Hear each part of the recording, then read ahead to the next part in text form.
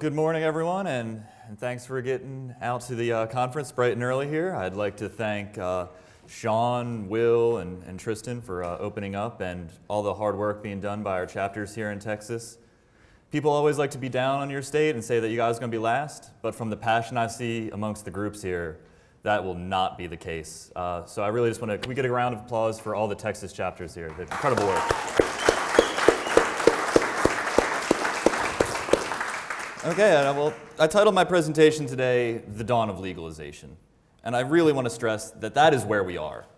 When Colorado and Washington passed their recreational marijuana laws in November, it changed the game. Everything was flipped on its head overnight. And we're no longer dealing with this kind of stuck in the rut out in the ether. We have two states that went ahead and did this, and they are trucking forward to get this up and running. And it was not a very small victory. We won both of these initiatives by about 10 percentage points. And what I want to address today is, how did we get there? How did we win these initiatives? So last October, we held our national conference out in Los Angeles, and we called it, prophetically, the final days of Prohibition. At the time, we didn't really know how the elections would turn out. The poll numbers were looking pretty solid, but we were hopeful. And then what happened the following month? We won. And we won by a lot. And these Colorado and Washington they said with one really loud voice that we are tired of cannabis prohibition. It is targeting the most vulnerable in our communities. It is costing us way too much money. It is feeding funds into criminal elements, and this has to stop. In Colorado, Amendment 64 got more votes than President Obama. And we wonder why he was so silent about it during the election. These are just a quick chart. It's a little hard to see in the light here, but these are the election results. 55 to 45%. That's not close, ladies and gentlemen. That is a resounding victory. And we did so even stronger on medical marijuana in Massachusetts, which passed by about 63% of the vote.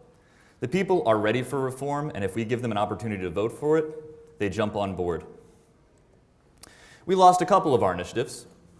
Oregon Measure 80 went down by 46 to 54%, similar to Prop 19 numbers.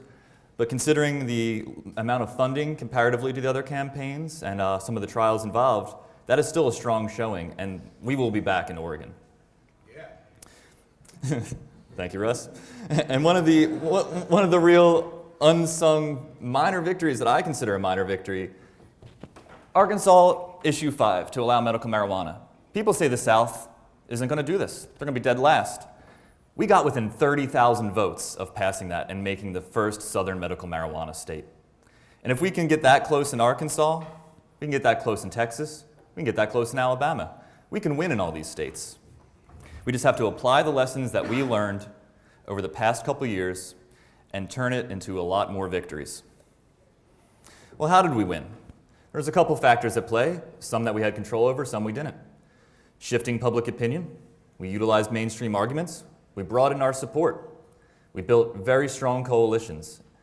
The current economic situation really opened people's eyes to, should we be wasting this much money on enforcing this kind of penalty on a nonviolent crime, on a plant that is safer than alcohol and tobacco?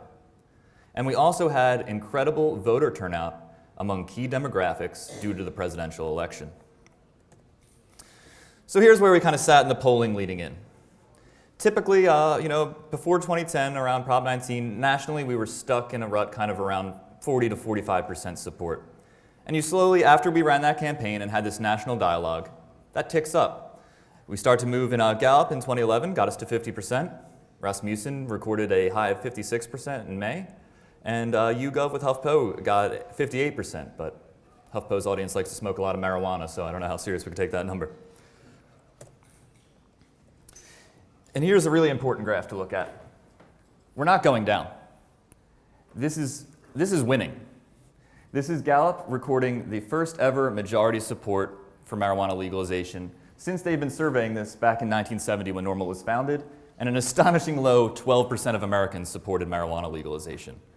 We have come an incredibly long way, and particularly from once we passed Prop 215 in California in the early 90s, that began an upward tick. The dialogue started, and we shifted, and now we have about 19 medical marijuana states, depending if you want to count a couple of the more recent ones that are a bit restrictive. Here's the poll that was making a lot of news this year. This is from Pew. And as you can see, we are now at 52 to 45%. We've completely shifted the paradigm. We are winning, and we are going to continue to win. And that is because in every demographic since 2010, we've increased support. Not a single group has lost it. Even among the groups that we can traditionally consider opposed to our movement, seniors, Republicans, conservatives, as you can see here, they're going up. They're realizing cannabis prohibition is a failure. There's a better way. We utilize mainstream arguments in these campaigns. Here's a couple ads from Colorado Amendment 64. What don't you see? Don't see a pot leaf. Don't see someone smoking. You see very mainstreamed arguments that really get to the core of what people's concerns are. We've managed to turn these arguments, what about the children? Well, what about the children? You claim, these prohibitionists claim they want children to have less access and they want safer communities, but all studies and research and experience show prohibition has failed utterly at those goals. And the way to do that is to legalize and regulate marijuana. And if we can express that message in a way that resonates with the community, we win. We brought in some serious backing from traditionally unsupportive girls. We got John McKay was a big backer of Washington's I-502. He's a U.S. attorney out of Washington. We had a lot of the typical law and order types that you wouldn't associate with our movement were backing these efforts. Here's just two quick screen catchers from commercials for I-502. Moms. Reaching out and talking to other moms in state about why we need a change. The real goal is that we need to find a way to speak to mainstream audiences that address their concerns and show them that the marijuana problem that we think we have is a prohibition problem. We take away some of their talking points. We always hear the concerns about the children. Well, unfortunately, prohibition is the complete lack of any regulations whatsoever. Children can go to drug dealers. Drug dealers don't check your ID. You want some marijuana? Here you go. We have known for years, based on household surveys, that children find it much, much easier to access marijuana than alcohol or tobacco. And that's why. And then unfortunately, you start getting involved with these drug dealers who are criminal elements. Maybe they'll try to sell you a little cocaine, some meth. They're in it for the money. They don't care about your children or their health. Regulated businesses would have things to answer to. And we frame it as a family issue. Marijuana use, your children's marijuana use, shouldn't be a matter that you have to go bail them out of court for. This should be a conversation that parents are having with their children. The same way we deal with many other things. When we deal with alcohol, we don't worry about, oh, well, we're drinking. Is this going to send the wrong message to our children? No, we rationally explain it to them that there are certain activities that are okay for adults and some activities that are not okay for children, and they must avoid. We don't ever seem to have a problem with that. Law enforcement. We've managed to turn these talking points on their head as well. Because prohibition is a massive drain on law enforcement and judicial resources. It ties up cops' time, it ties up judges' time, it ties up the whole bureaucracy of the justice system. And we end up spending more per person to incarcerate someone on a marijuana charge than we spend to educate children per year in most states. And that's just not a good use of resources. And particularly in a time when budgets are really crunching the numbers and seeing where they could free up things to help aid their communities, marijuana prohibition is looking like a big waste of money. And in many cases, violent crimes, I always use the example, there's a burglary in this country about every 15 or so seconds. Only about 9 to 10% of those people are ever caught. Meanwhile, we're arresting marijuana smokers 1 every 37 seconds. Since I've been up here, we've probably arrested a good 20 marijuana smokers across this country. And there's, throughout the day, kind of keep that in the back of your mind. This is a war that we're still actively fighting, and it's wasting our jails, it's wasting our judicial resources, and it's not making our communities any safer. So in terms of getting the support we needed to pass these initiatives, what did we do? There's traditionally a gender gap in support for marijuana legalization. Women have traditionally supported legalization by about 10% less than their male counterparts. We're closing that. Thanks to programs like the Norml Women's Alliance, the targeted messaging we saw towards moms in the I-502 ads. Amendment 64 and I-502 won about 53% of the female vote, only about 3 to 4 points shy of their male counterparts. Whereas Prop 19 in 2010 only had 41%. We are winning these groups, we are speaking to them about what their concerns are, and we're addressing them and showing them that we have the answers to those concerns and that prohibition is really the one causing them. Latino groups, they've always had significantly lower support, and the poll numbers going in Colorado had them pretty low. We won 70% of them. That's enormous. These are the kind of margins we need among these key demographics to push through these initiatives. They did how'd they do it? They did targeted advertising. They did outreach. They went out on Latino radio. And they spoke directly to these consumers. And Latino groups in particular, especially here in Texas, this is a great concern. Get someone who can write and speak Spanish and translate your materials. We need to be speaking to these communities. They're incredibly inversely impacted by this, and they need to be educated and know that they can do something about it. This is just a quick map I wanted to show you. I always found fascinating. On the left is I-502, legalized marijuana, and on the right was Washington State's referenda to legalize gay marriage. Notice the difference? We have a support across the state in about 33 counties.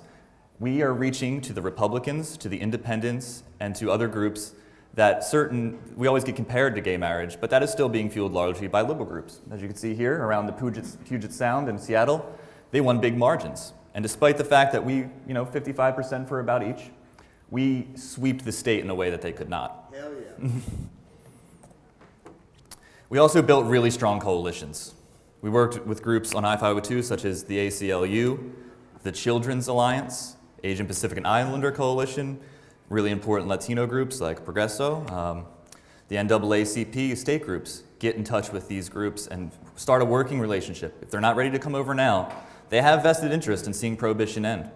So they will come over if you just give them the right arguments. And we actually shockingly had the support of Washington State Democrats. The party took the official stance and supported our issue. Similar thing in Colorado. They built up a very strong coalition with some groups. They had the unions behind them. They had the Democratic, Libertarian, and Green parties, NAACP, and ACLU. We're also experiencing, as I'm sure many of you are all too familiar with, a terrible, terrible economic crisis. And while I won't go into much detail on this, not being an economist myself, we know how that impacts people. Money's tight, budgets are getting cut, and when we're prioritizing things, would we rather stop arresting people for marijuana smoking or cut funding to our schools? Our deficit is just blowing up, and a large part of this is being fueled by the war on drugs. And finally, with the advent of the internet and our ability to get this information out there, people are realizing that this is a serious problem, and here's a good way to kind of hopefully bring that giant spike back down just a little bit.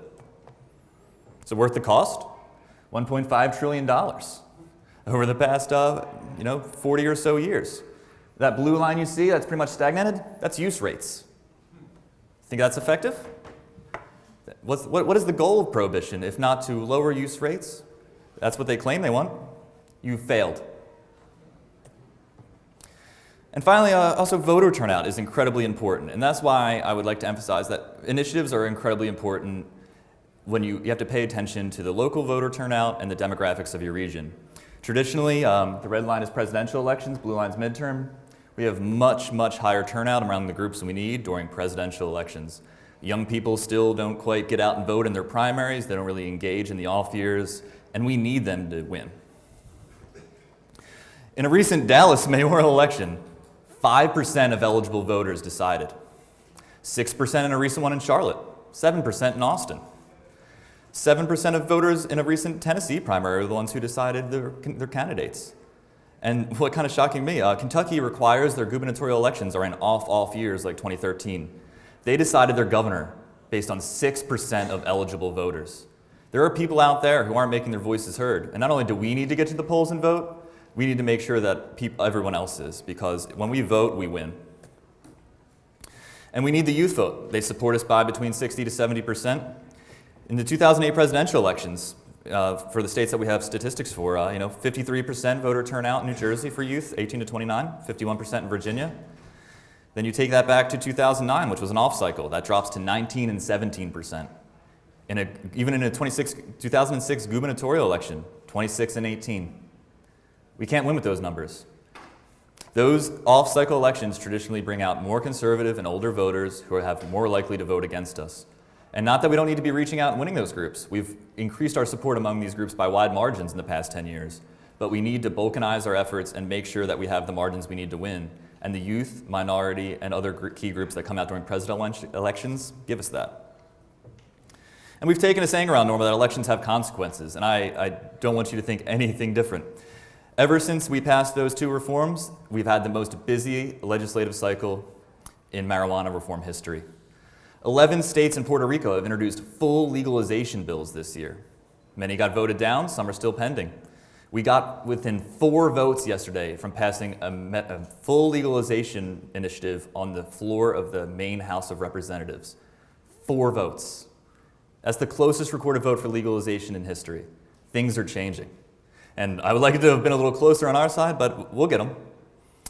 And 20 states have introduced medical marijuana measures across the board.